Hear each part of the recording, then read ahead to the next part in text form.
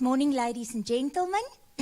Welcome to the University of Pretoria, the Faculty of Health Sciences, and specifically, if you're in this venue, to the School of Healthcare Sciences. We hope it's going to be a very enjoyable morning and that you will get from it what you came here for.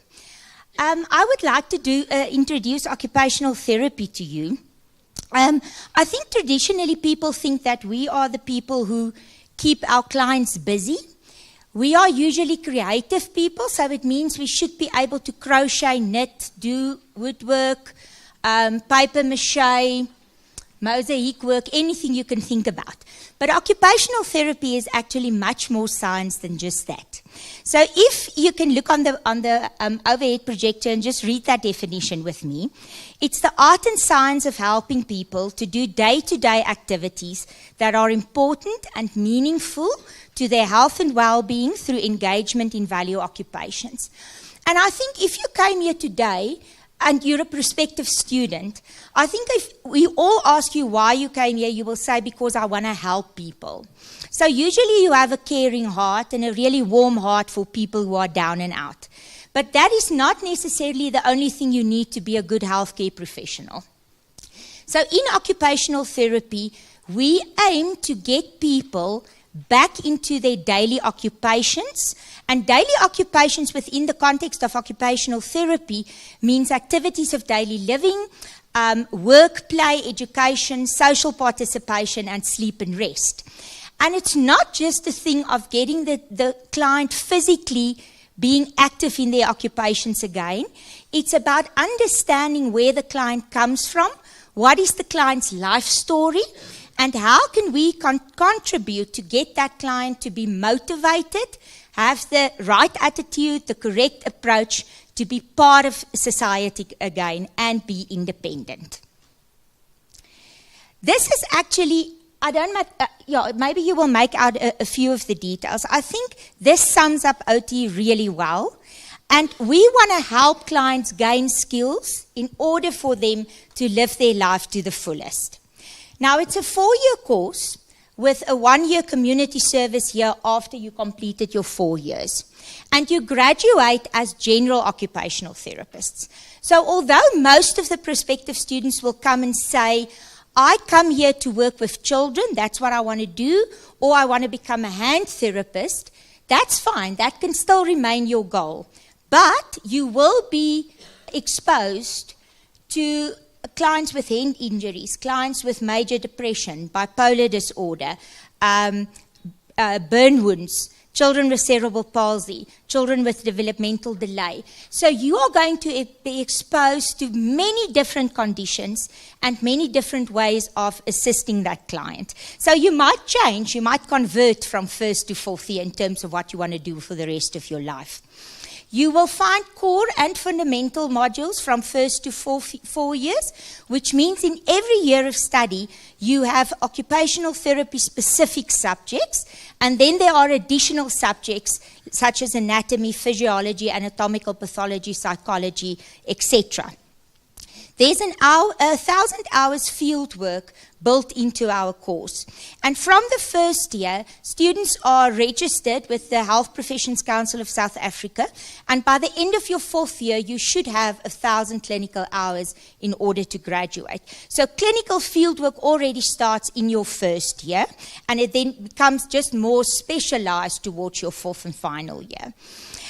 Then at this specific faculty or school, we do have postgraduate options. So we have master's degrees, and that can be a master's by virtue of dissertation, and it can also be coursework masters. PhDs are presented here, as well as diplomas in vocational rehabilitation and hand therapy. Now, this is all the areas that you are going to be trained in.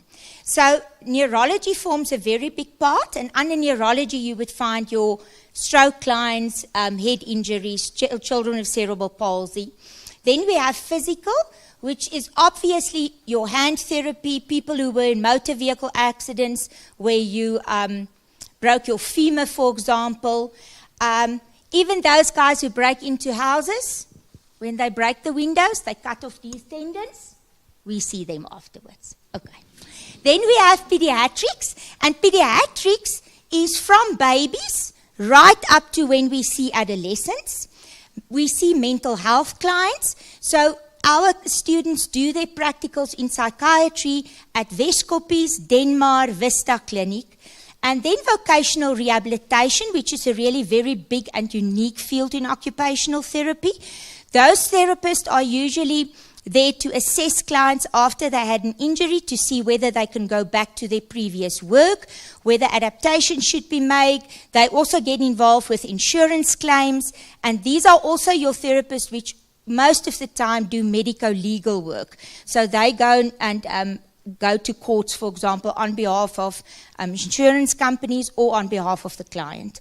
And then geriatrics, which I think is becoming more and more important in South Africa.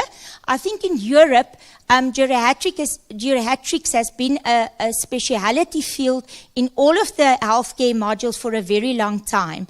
But in South Africa, this is becoming a more important field of practice as we go ahead in time. Now, this is where you can find work. Okay. Occupational therapists can work everywhere.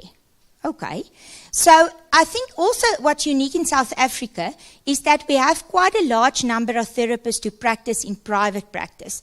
Now, it remains to be seen whether this is going to be something that will continue or whether if the national health insurance is going to take off the way we want it to, whether this is going to be something that would continue. But you can work in hospitals, mental health care facilities, schools. Now, in schools, we usually refer to schools for children with special needs.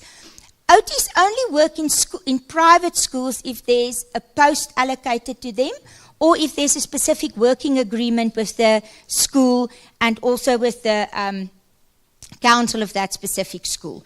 Then we spoke about private practice, community. I think we should also think that community isn't always, I think we associate community, especially if you study with areas such as Hammanskraal, Mamelodi, at Richville. But please remember that community is where we are. Community is right here around the campus. So community is when you work with your clients in their houses, or you have outreach programs. So it's not necessarily patients that come to see you at your private practice or at a clinic or at a hospital. Then insurance companies, non-governmental organizations, rehabilitation centers, primary health care clinics, and nursing homes. So that's just, I think it might not be every option, but it gives you a good overview. Now, these pictures are not to say that we make use of cheap student labor to develop certain products in order for us to sell them and get an income. Okay, this is the practical part of the course. And I think other students on the campus look at occupational therapy students in a very different way because we sometimes look different. We wear overalls. We walk around with lots of disposable materials, but that's how we teach our patients, our clients. Okay, we teach them certain activities because they should be able to use these activities one day with a client. And I know it doesn't seem like much, but an OT develops her or his ability over 4 years in order to understand how do I analyze an activity so that I can match the requirements in the activity with the needs of my client. And that's the crux of occupational therapy. So while they're busy digging or while they're playing darts, it doesn't mean they're just having fun. They need to experience the different skill you need in order to complete the activity and how they will analyze and present it to a client. So here you have woodwork and you also have functional mobility.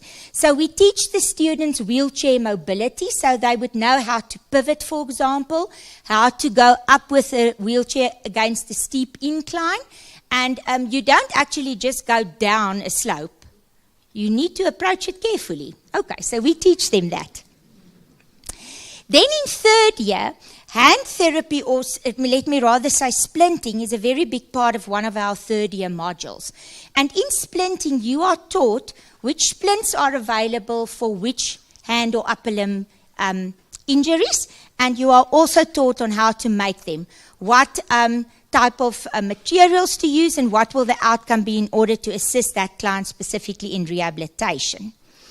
Now, there's a reason for that smiley face on that slide.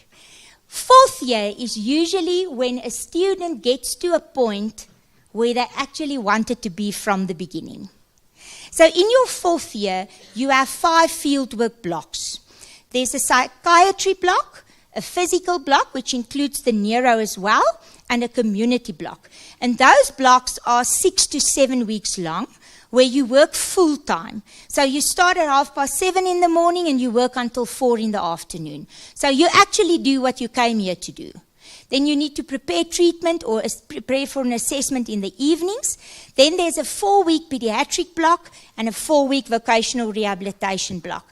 And between the blocks, you come back to university and we present seminars and you write tests.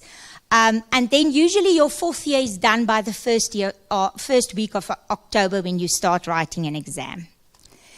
Okay, this is what we want if you come to study occupational therapy. Can I just say, you can all read that. But what's really important is this is not, and the other presenters would tell you as well, this is not the course, or these are not the courses you put it as your first option, and then you hope to get into medicine eventually. Then just don't apply. Okay, we are all first choice options. So if you choose something else first and us second, we're not going to consider you. Okay, so you come to do this if your heart tells you to come and do this. That's extremely important. And remember, you can make a good living out of all of our professions. But money should not necessarily be the thing that drives you. You must be able to get up for the rest of your life and feel like, yay, I want to go to work this morning. If you can't do that, you're going to have a very big problem. So, if your heart tells you to come and study OT, it's a very satisfying profession. Okay. There's nothing better than assisting a CP child to walk, who never could. There's nothing better to see that a child progresses with reading after they didn't know one letter of the alphabet. There's nothing better to see how somebody who had a stroke can eventually get slight voluntary movement on that affected side, which makes activity participation so much better. There's nothing that can replace that feeling. So, this is what you need to come and study OT. It's a very exciting course. You need to be hardworking. You need to love life, because remember, you work with clients when they're down and out. We see clients when they're at their most vulnerable. Okay. So you need to be mentally healthy. Your heart needs to be in the right place. Okay. And then there is my email address. You are very welcome to send me an email if you have any inquiries about occupational therapy. And remember this is the year you work as hard as you've never worked before. Okay, and it's only for a short time. And hopefully I will see you next year in the class of 2019. Enjoy the rest of your day.